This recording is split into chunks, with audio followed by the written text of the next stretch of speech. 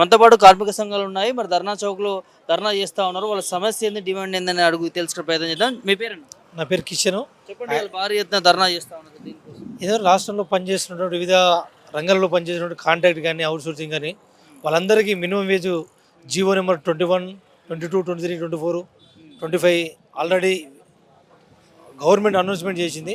దాన్ని విడుదల చేసి అమలు చేయాలని చెప్పేసి ఉద్దేశంతో ఈరోజు ఇక్కడ ఈ ధర్నా అన్ని కేంద్ర కార్మిక సంఘాలతోటి చేస్తూ ఉన్నాం.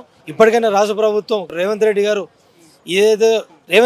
కాంగ్రెస్ ప్రభుత్వం అధికారులు వస్తే ఏదైతే కనీస వేతన జీవోలు ఉన్నాయో దాని అన్ని మా ప్రభుత్వం విడుదల చేస్తామని చెప్పింది.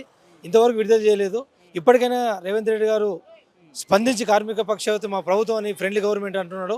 ఇప్పటికైనా కనీస వేతన జీవోలు ఏవైతే ఉన్నాయో అవన్నీ విడుదల చేసి కార్మికులకు న్యాయం చేయాల్సిందిగా కార్మికుల సంఘం తరఫున కోరుతా ఉన్నాం. కార్మిక సంఘాలు అనేక దఫాలుగా ధర్నా చేస్తూ ఉన్నారు. కాంగ్రెస్ ప్రభుత్వం అధికారంలోకి వచ్చిన తర్వాత ప్రభుత్వాన్ని కలిసే ప్రయత్నం చేశారా, లేకపోతే కార్మిక సంఘ నాయకులను మా కార్మిక సంఘం తరఫున మా కూనమనేని సాంబశివరావు ఎమ్మెల్యే గారు ఉన్నారు.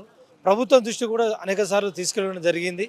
దాన్ని కూడా మేము ప్రభుత్వం చూస్తాము అని పెండింగ్లో పెడుతుంది తప్ప ఇక నుంచి అయినా మాకు కనీస ఇలా చాలి వేతనాలతో జీవన గడుపుతూ ఈ కార్మికులకు కనీస వేతనాలు అమలు చేయాలని చెప్పేసి ముఖ్య ఉద్దేశంతో ఈ ధర్నా. వేతనాలు సరైన పనికి సరైన వేతనం అనే ఒక నినాదంతో వస్తూ ఉన్నారు కదా, ఇప్పుడు పరిస్థితి ఎట్లా ఉంది?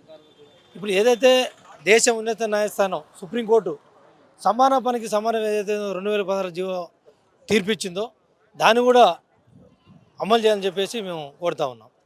ఏం చెప్తారు ముఖ్యమంత్రి కావచ్చు, మంత్రి? ఏదైతే ఇప్పుడు రాష్ట్ర ప్రభుత్వం కేంద్ర ప్రభుత్వం ఏదైతే సుప్రీంకోర్టు ఏవైతే కొన్ని తీర్పులు ఇచ్చిందో అమలు చేస్తూ ఉన్నదో అదేవిధంగా ఈ సమాన పనికి సమాధానం ఏదైతే సుప్రీంకోర్టు ఇచ్చిన తీర్పుని అమలు చేయాలని ఇవ్వాలని, అదే కొన్ని ఫ్యాక్టరీలో కానీ కొన్ని సంస్థలలో పండగ సెలవులు అది అమలు చేయాలని చెప్పి కోరుతా ఉన్నాం. అనేక దఫాలు ధర్నాలు కూడా చేస్తూ ఉన్నారు. ఇక్కడ ధర్నా చౌక్లో కావచ్చు, ప్రజావాణిలో కూడా రిప్రజెంటేషన్ ఇస్తూ ఉన్నారు. సో ఎందుకు ప్రభుత్వం పట్టించుకోవట్లేదు అనుకోవచ్చు? అంటే మాకు ఈ ప్రభుత్వం మీద నమ్మకం ఉంది. ఎందుకంటే మేము చూసాము ప్రభుత్వం ఏర్పడి ఏరియాలో ఒక ఎగ్జాంపుల్ చెప్పాలంటే ఒక మ్యారేజ్ చేసుకుంటాడు అబ్బాయి, ఈ సంవత్సరం ఏర్పడిన కనీసం ఒక 6 నెలల సంవత్సరం పడుతుంది. అన్నదమ్ములు డివైడ్ అయినా కూడా 20. అందుకే మేము ప్రభుత్వానికి 17 నెలలు వెయిట్ చేసాం. ఇక చూసి ఈ కార్మికులు ఆగలేరు కాబట్టి ఇక నుంచి ప్రభుత్వం స్పందించి కనీస వేతన జీవోలు ఏవైతే ఉన్నాయో అది అమలు చేయాలని చెప్పేసి విడుదల చేసి అమలు చేయాలని కోరుతా ఉన్నాం. లేని ఏడాది భారీ ఎత్తున మేము విపరీతంగా వినూత్న రీతిలో ఈ కార్యక్రమం ప్రొటెస్ట్ చేయడానికి అవకాశం ఉందని కోరుతా ఉన్నాం. సార్ చెప్పండి, కార్మిక సంఘాలకి రాష్ట్ర ప్రభుత్వం అన్యాయం చేస్తుందా? ఇన్ని రోజుల నుంచి ఇదే నిరసన, ఇదే ధర్నాలు చేస్తాం. కార్మిక సంఘాలకు అన్యాయం చేయడం కాదు, కార్మికులకు అన్యాయం చేస్తూ ఉంది ఈ ప్రభుత్వం కూడా.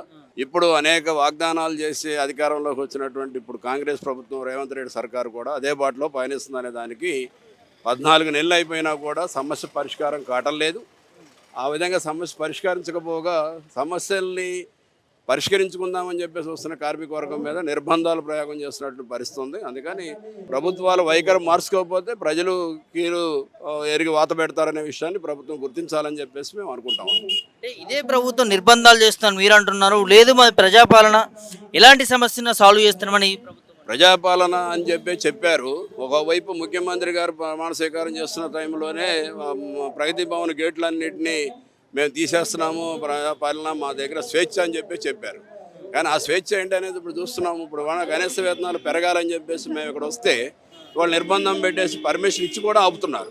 మరి దీన్ని ఎలా అర్థం చేసుకోవాలి? ఇది ప్రజాపాలన అని చెప్పేసి అనుకోవాల్సి వస్తా, మరి నిర్బంధాన్ని పెడుతున్నారని చెప్పేసి పరిశీలించాలి. ఎందుకంటే కార్మిక వర్గం అన్నీ గమనిస్తూ ఉంటారు. ప్రభుత్వం మాటలు చెప్పినంత మాత్రాన ప్రజల్లో ప్రజాపాలన ఉన్నట్టు, ప్రజాస్వామ్యం ఉన్నట్టు కాదు.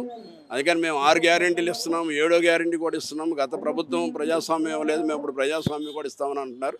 ఆ ప్రజాస్వామ్యాన్ని కూడా కూనీ చేస్తున్నట్టు పరిస్థితి. అమలు కావట్లేదు అనేది ఇప్పుడు నిరూపణ అవుతూ ఉంది.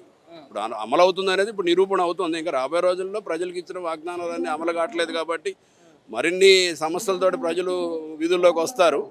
అప్పుడు ప్రభుత్వం ఎలాంటి వైఖరి ఉంటుంది? నిజంగానే ప్రజా సమస్యలు చెప్పుకోవడానికి మా దర్బారుకి రండి అని చెప్పేసి అంటదా, ఎక్కడికక్కడ నిర్బంధాలు పెట్టదు, దాన్ని బట్టి కూడా అర్థమయ్యేటువంటి పరిస్థితి ఉంటుంది అనేది మేము అనుకుంటాం. ఇదే విషయంలో ముఖ్యమంత్రి గారు అసెంబ్లీ సాక్షిగా మేము ఇందిరా పార్క్ ధర్నా చౌక్లో ధర్నా చేయనిస్తున్నాము అని అంటున్నారు. మరి ఇదే విషయంలో మీరు నిర్బంధాలు చేస్తున్నారు అంటున్నారు.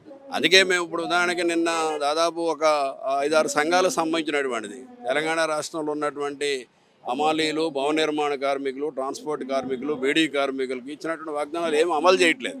అవి అమలు చేయడానికి నేను వస్తూ ఉంటే పెద్ద ఎత్తున నిర్బంధాన్ని ప్రయోగించారు, ఎక్కడికక్కడ ఆపేశారు, ఇక్కడ పర్మిషన్ కూడా ఇవ్వడానికి కూడా నిరాకరించారు, పార్కు లోపల పెట్టుకోవాల్సిన పరిస్థితి వచ్చింది. మరి దీన్ని ఏం సూచిస్తుంది? ముఖ్యమంత్రి గారు అసెంబ్లీ సాక్షిగా మాట్లాడుతున్న దానికి ఒక రకంగా ఉంటే బయట వేరే దానికి ఉంది. అంతే కదా, అదే కనపడుతుంది కదా.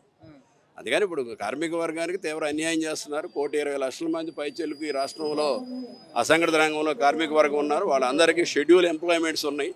వాళ్ళ ప్రధాన డిమాండ్స్ అవే. 73 షెడ్యూల్ ఎంప్లాయ్మెంట్స్లో కనీస వేతనాలు పెంచాలి. గత ప్రభుత్వం కనీస వేతనాలు సవరించి 5 జీవోలకి నోటిఫికేషన్ ఇచ్చేసి ఆ నోటిఫికేషన్ కూడా ఆపేశారు. అదే నోటిఫికేషన్ చేసిన దాన్ని గెజిట్ చేస్తే పెద్ద ఎత్తున ఉపయోగపడుతుంది కార్మిక వర్గానికి. ఈ ప్రభుత్వమైనా దాన్ని అమలు చేయాలని చెప్పేసి మేము డిమాండ్ చేస్తాం. ముఖ్యమంత్రి వరకు కూడా వెళ్ళినప్పుడు ఎందుకు సాల్వ్ కావట్లేదు? అది స్వభావం, ఆయన చెప్పాలి దాని సమాధానం. మేము ఎలా చెప్తాం? ముఖ్యమంత్రి గారు పరిశీలించాలి. ఈ రాష్ట్రంలో ఉన్నటువంటి 1,20,00,000 మంది కార్మిక వర్గం కావాలా, లేదంటే ఒక గుప్పిడి మంది పారిశ్రామికవేత్తలు కావాలా, ముఖ్యమంత్రి గారు డిసైడ్ చేసుకోవాలి.